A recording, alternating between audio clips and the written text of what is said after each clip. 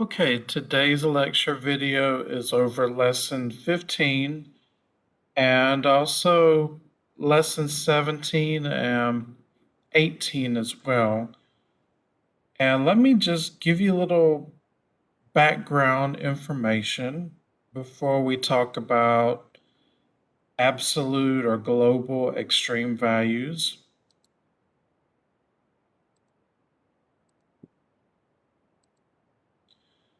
Extreme values of functions on closed intervals. In the past, when virtually all grading was done by hand, and I remember those days well before graphing calculators, derivatives were the key tool used to sketch the graph of a function. Now we can graph a function quickly and usually correctly using a grapher such as a graphing calculator or a website like Desmos. However, confirmation of much of what we see and conclude true from a graphing point of view must still come from calculus. And just to give you a preview, we can use the first and second derivatives to find various characteristics of a function. This chapter shows or lessons show how to draw conclusions from derivatives about the extreme values of a function and about the general shape of a function's graph. For instance, we can determine if they exist, intervals where your graph will increase or decrease.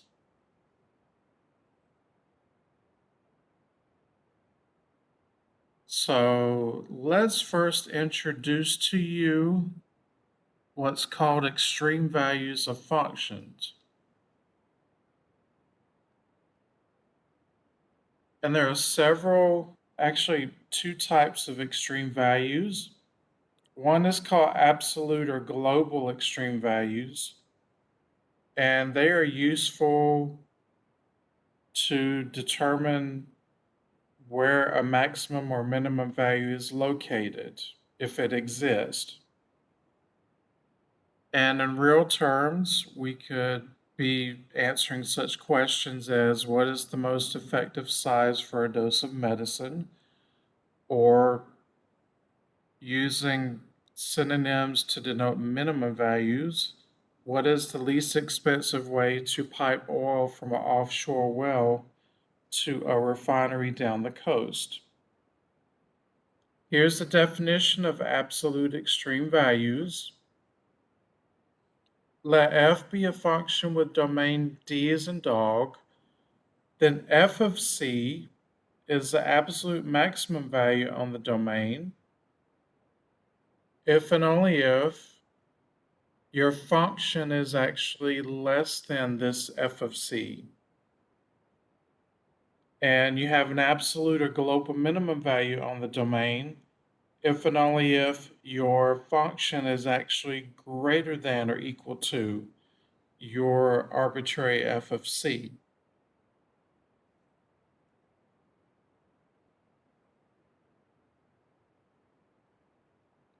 And for example, we have a closed interval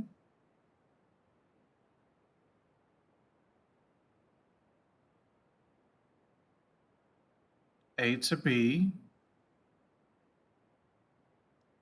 and the very top up here and the very bottom of here in our graph is what we're going to analyze. And we'll call both of these points f of c. Now, how we know that up here this is an absolute maximum point is that f of c is actually greater than, f of x, which is denoted by here and here, f of x is actually less than or below f of c. So that's why that top point is the absolute maximum value. If you analyze the bottom part,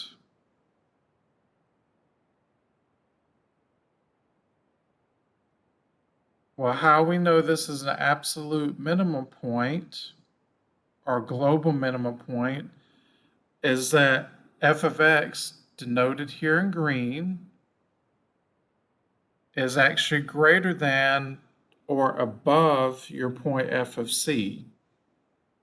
So that's why that second point down there is an absolute minimum point. Now, absolute and minimum and maximum points usually can be found in a closed interval AB. Here's how to define absolute extreme values, or known as absolute extrema, plural, of a continuous function f on a finite closed interval. Find all what's called critical points on the interval. And to find critical points, you just simply set your derivative, whether it's the first or second derivative, depending on what you're looking for. Once you find your first or second derivative, you set it equal to 0 and find all the critical points. Now, critical points can also be, if you have a fraction, it can also be a point or points that will make your denominator 0. So those are also considered critical points. Step 2, evaluate f at all critical points and endpoints. And step 3, take the largest and smallest of these values. And this is actually pretty easy to do. So let's look at these two examples, and I'll put them on our paint board.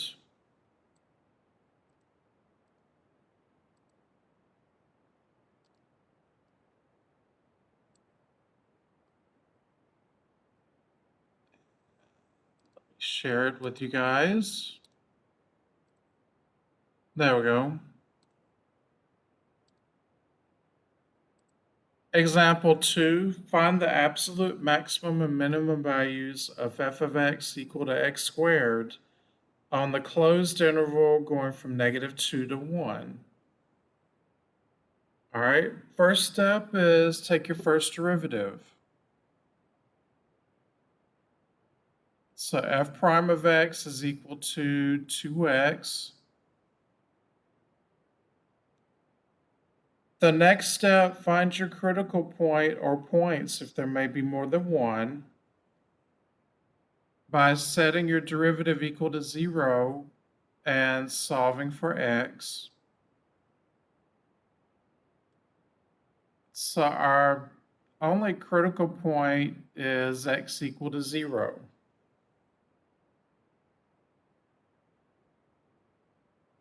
Now, this is what we do to determine absolute max or min points.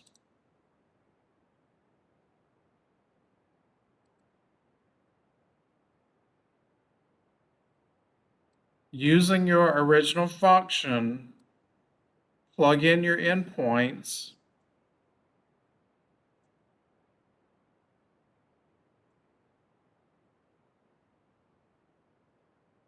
so we'll plug in -2 and +1, where we see an x. And we also plug in our critical value 0, also in place of x. So from top to bottom, we have 4. 1, and 0. Your smallest answer is your absolute minimum point. So that would occur at the ordered pair 0, 0. The largest answer, which is 4, indicates that -2 is your absolute maximum value, or more specifically, -2 and 4. Now let's go on Desmos and graph our function and see if this information is true.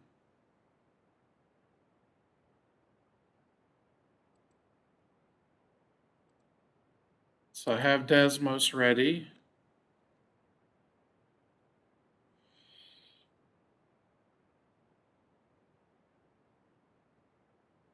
And we're only concerned with the interval going from -2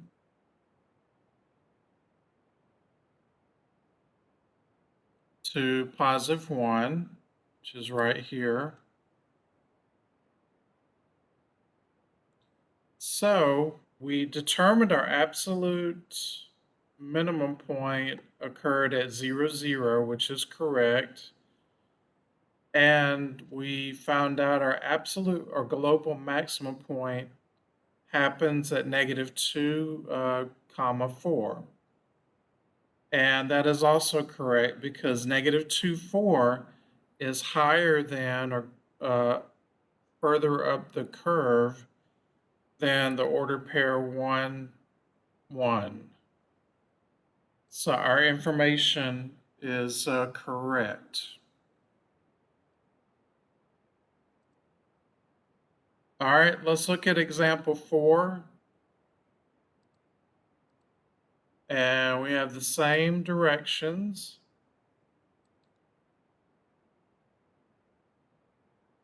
Find any find any absolute or global extrema of f of x equal to x to the 2/3 power over the closed interval -2, 3. First step again, take your derivative.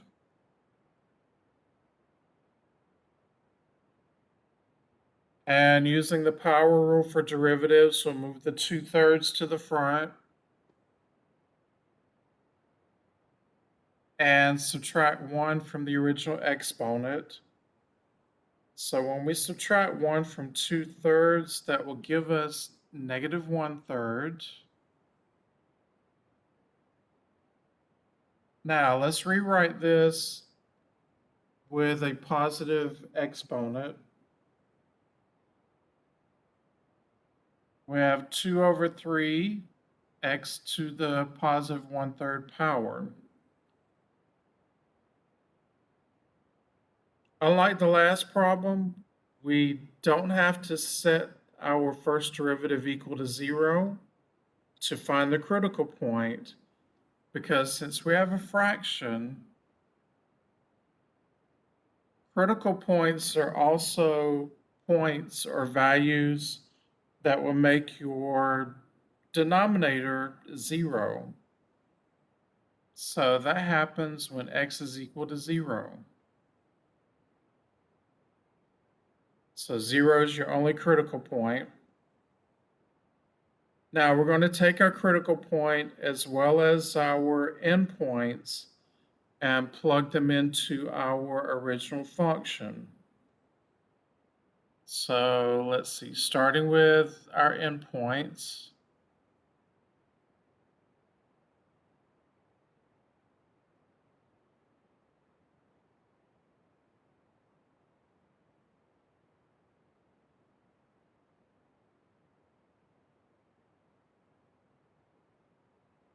And then our critical point.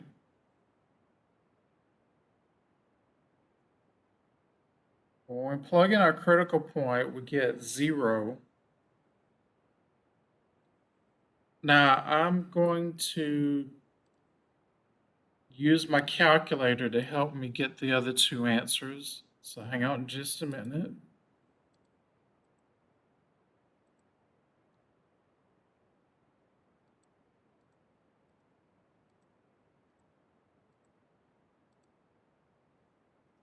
Okay, the first answer is roughly 1.59.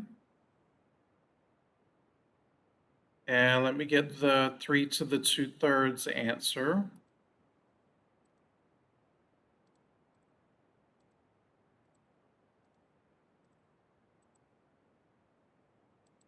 And that's roughly 2.08. Now we can find our absolute extreme values.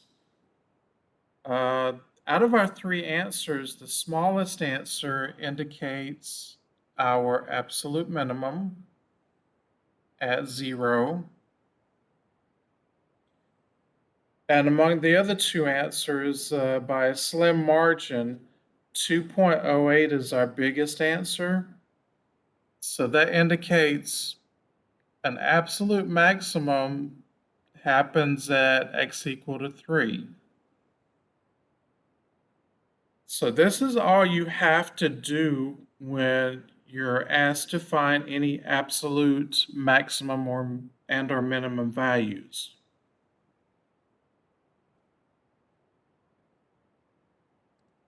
Now let's talk about the other type of extreme values.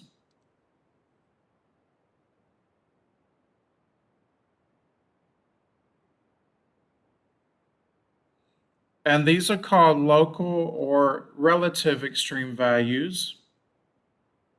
And I'm jumping right down here to the definition.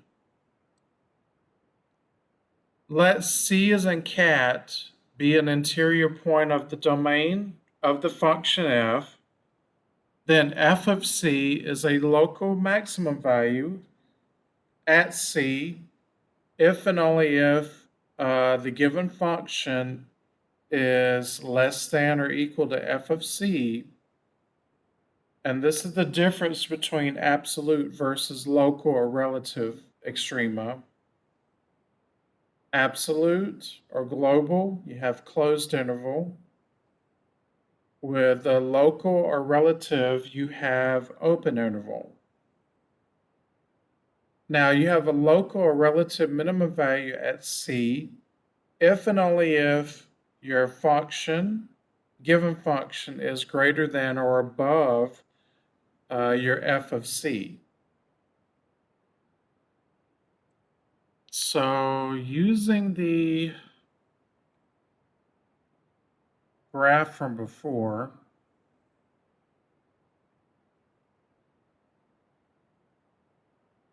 starting here at the bottom, this is a relative minimum point because f of x is greater than, and greater than just simply means f of x, the curve is above your point.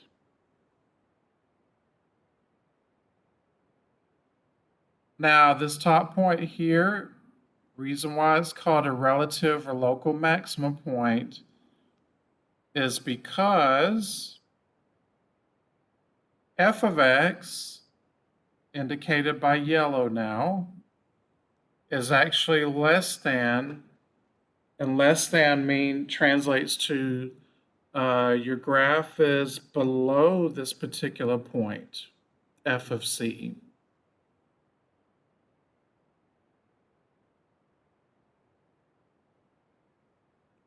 Now, I've already talked to you how to find critical points. This is what I was referring to earlier. If f prime does not exist, then that is also a critical point. Does not exist means usually a fraction or a square root, where your critical point would make your square root not real or make your fraction's denominator undefined. Now I'm going to jump to lesson 17 because all of this information about relative max and min points and critical points will help us with this next lesson.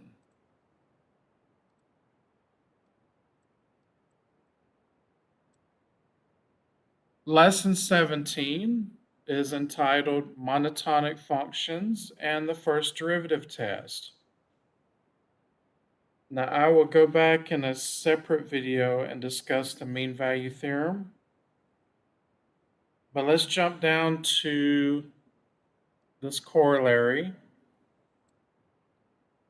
Suppose that f is continuous on the closed interval AB and differentiable on the open interval AB.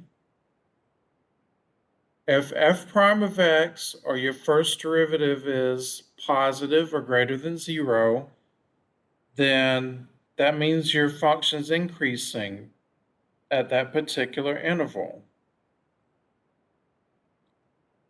If your first derivative is negative or less than 0, then that means f is increasing in that particular interval.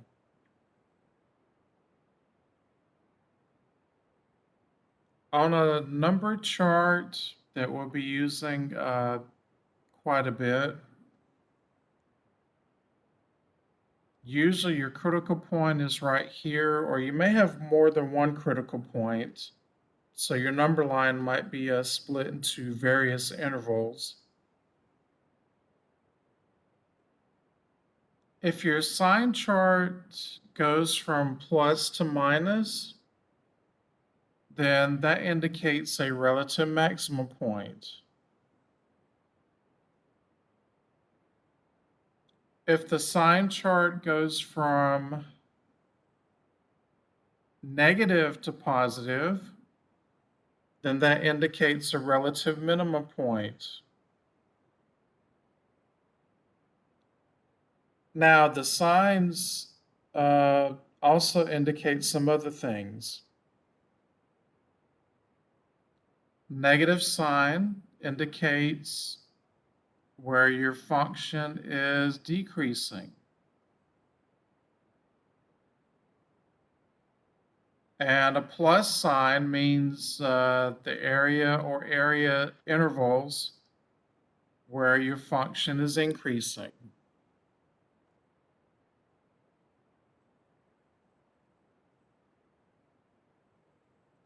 Let's go back and look at what function was it? X squared.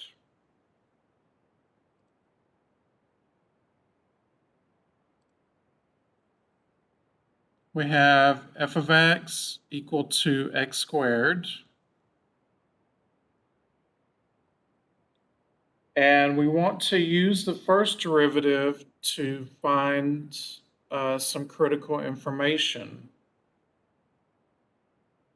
So step one, step one is to take the first derivative. And that will give you 2x. The next step, find any critical points by setting your first derivative equal to 0.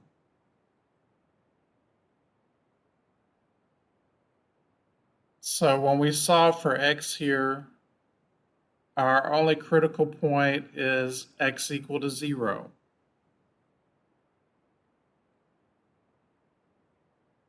The next step, put your critical point or points on our number line. Now, when we put our critical point on our number line, it splits our number line into two intervals. Everything less than 0 and everything greater than 0. Well, we need to test those two intervals to see what's going to happen. So you pick what's called test points.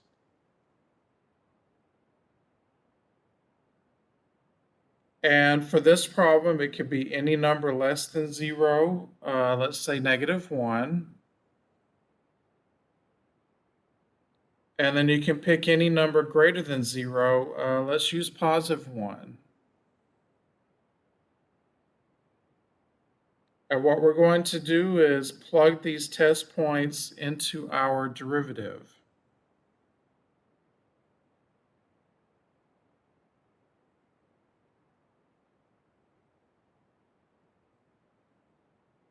So when we plug these test points into our first derivative, we get -2 and also +2. So when we tested the interval less than 0, we got a negative result. When we plugged in or tested the interval greater than 0, we got a positive result. Now, anytime you go from negative to positive, that indicates a relative minimum point. So we have a relative minimum point occurring at x equal to 0. Now, if you're asked to put your relative extreme values as ordered pairs, just simply take your x and plug it into your original function over here to get your y value. So our relative minimum point occurs at 0, 0.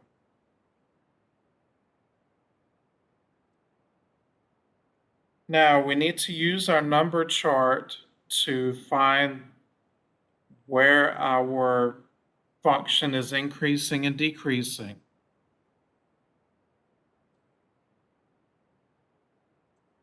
Increasing is where the plus sign is. So that is everything greater than 0, or an interval notation from 0 to positive infinity.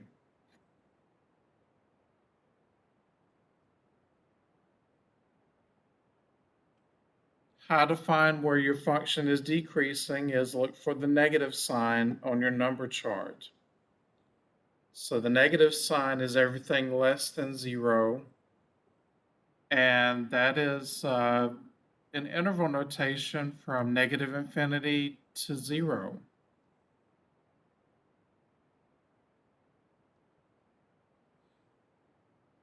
Let's go back on Desmos and see if our information is right. Relative minimum right here.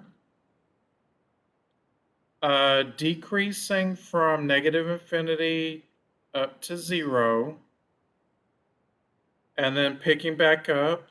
Our graph is increasing from 0 to positive infinity. So everything we found is correct.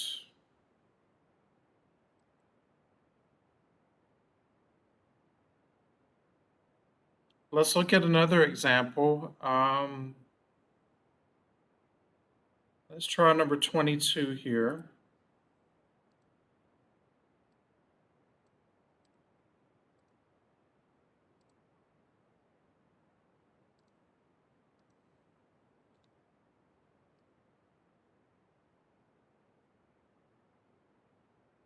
And we need to find characteristics of our graph using the first derivative. So let's take the first derivative. We have h as in Harry, prime x, equal to 6x squared minus 18. Now the next step is to find our critical values by setting our first derivative equal to 0.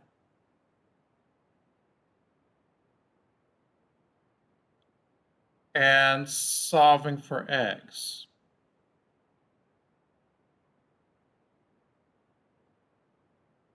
You want to get x squared by itself, so we divide both sides by 6. And the last step, to solve for actual x, you take the square root of both sides. And remember, when you take the square root of both sides of a number, you have two answers. You got a plus and a minus square root of 3.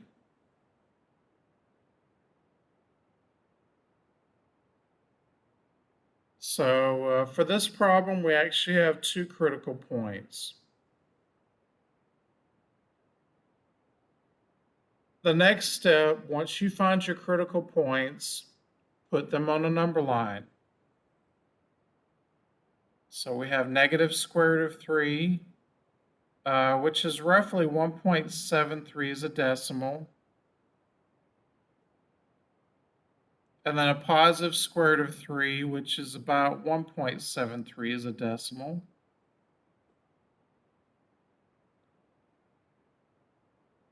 Our critical values split our number line into 3 intervals. Everything less than negative square root of 3, the interval between our two critical points, and then the interval greater than square root of 3. So 3 intervals means we need 3 test points.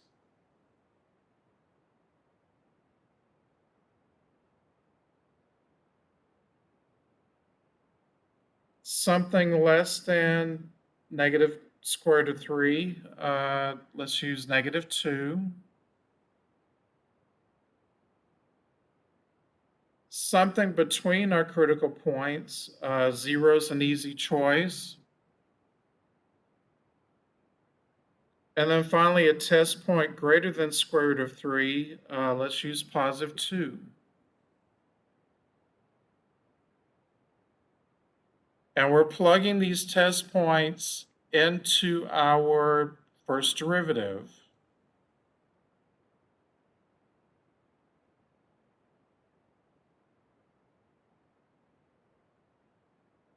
So when we plug in negative 2 to start off,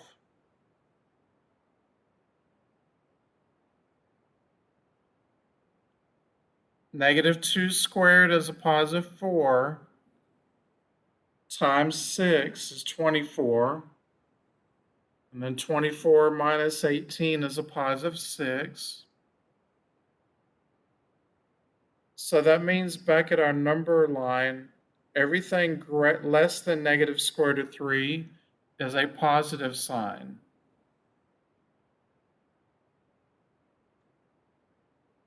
Now let's plug in 0 to test the middle interval.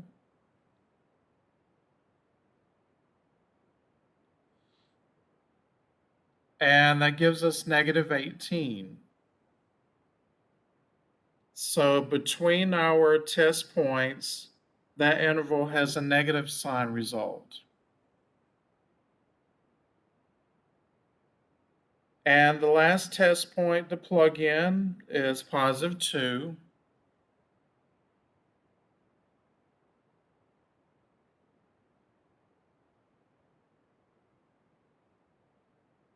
And that will also give you a positive 6.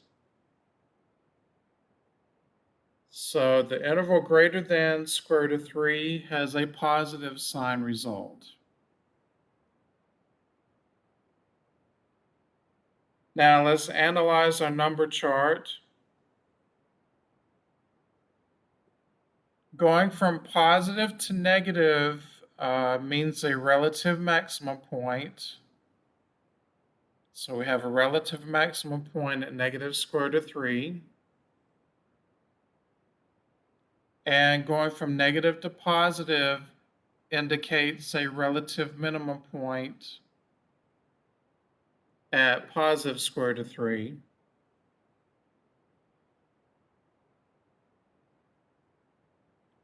Now let's find other characteristics of our graph.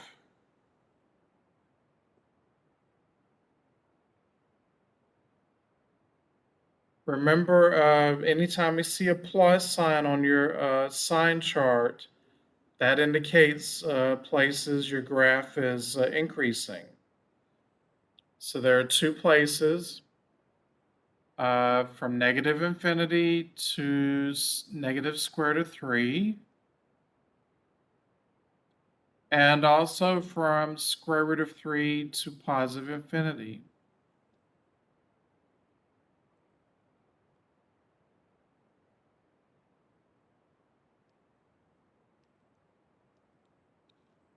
Now, the negative sign on your sign chart indicates the places where your graph is decreasing. And that only happens between negative square root of 3 and positive square root of 3. Now, I want to switch to Desmos, graph our function, and check our characteristics.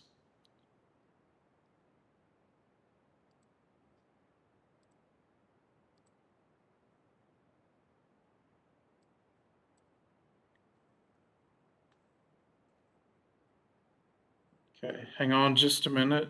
2x cubed minus 18x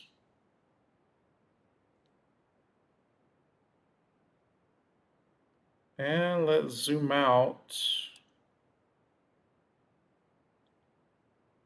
Okay, we said our relative max was at negative 1.73.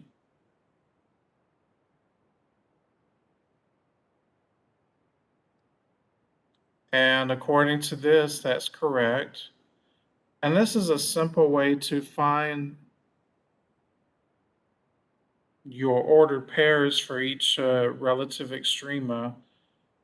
Just use Desmos.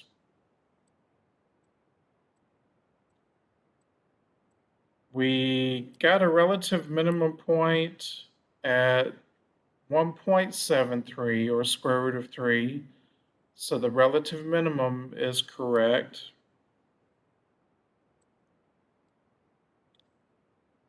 Increasing is, let's zoom out some more. Increasing is from negative infinity up to square root of 3. Negative square root of 3, I'm sorry. And then increasing again from positive square root of 3 to positive infinity. So those two intervals check out. And then finally, we determine with calculus that our graph was decreasing from negative square root of 3 to positive square root of 3. And that part is also correct.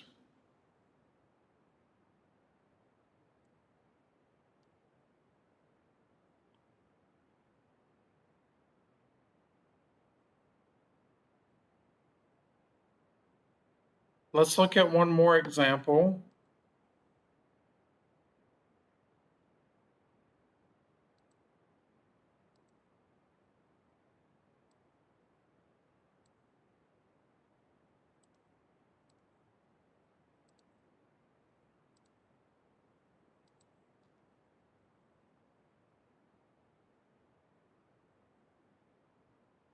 And we still need to find all the necessary information with the first derivative.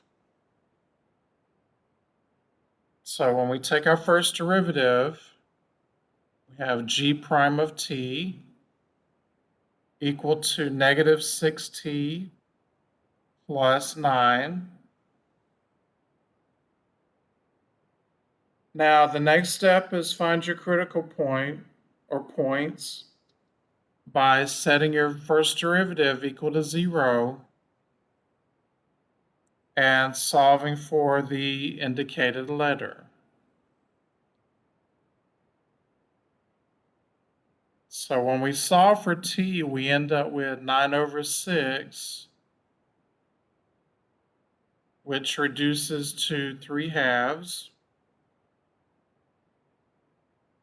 And we know that is 1.5. So let's put our critical point on the number line.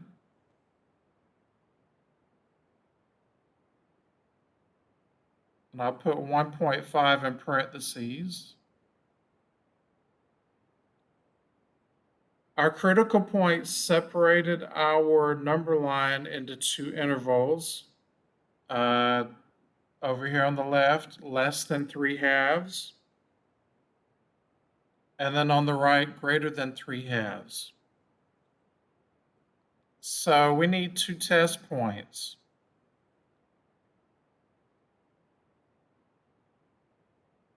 Something less than 1.5, we can use 0. And something greater than 1.5, 2 is a good choice.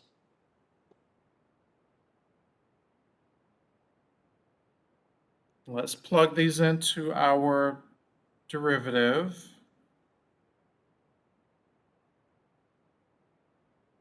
Starting with 0.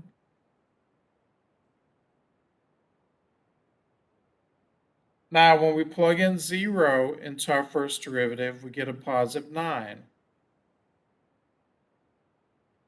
That means everything less than 3 halves will have a positive sign result.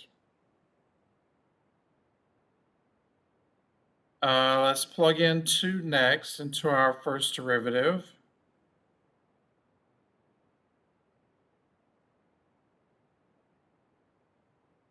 And that gives us a negative 3. So the interval greater than 3 halves has a negative sign result.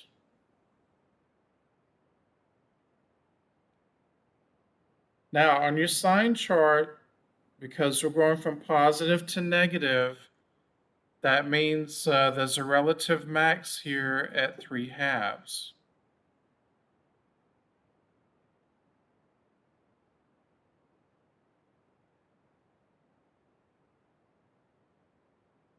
Look for the plus sign to indicate any places where your graph or function is increasing.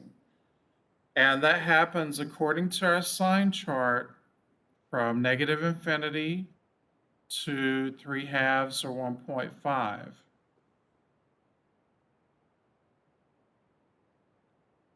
Look for the negative sign to indicate any places your graph is decreasing. So according to your sign chart, that is from 3 halves or 1.5 to positive infinity.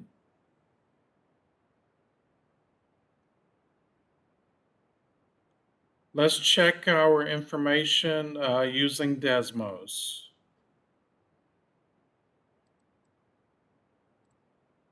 Let's see, negative 3t squared. I'll just use x. Same difference. Plus 9x plus 5.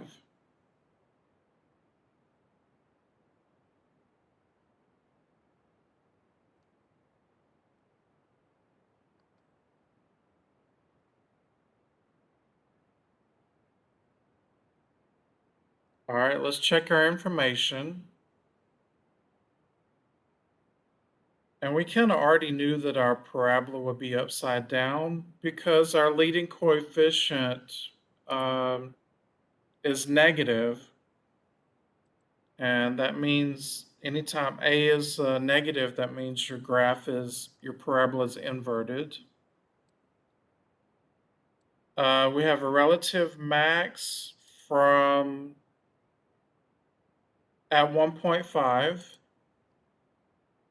So it's 1.5 to 11.75 if you need the ordered pair. So that part is good.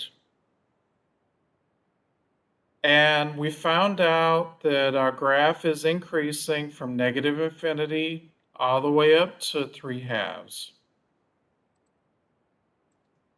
So that is also good.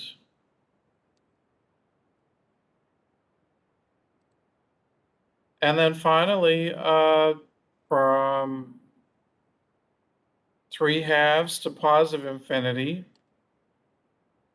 is where your graph is decreasing. And that information is also correct.